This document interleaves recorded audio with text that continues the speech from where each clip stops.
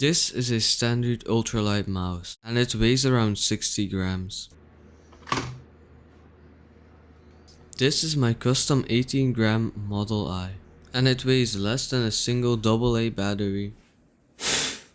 But you might be wondering, why would I want a mouse that's lighter than a single AA battery?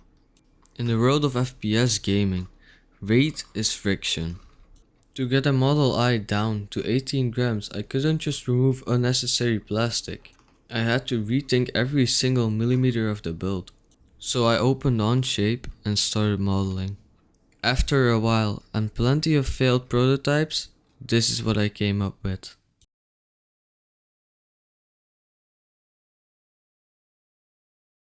So I printed it and started assembling.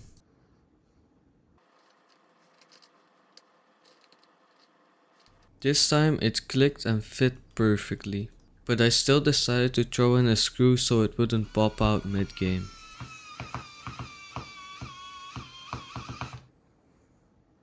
If you happen to have a Model I and wanted to make one for yourself, you can download the files from the description.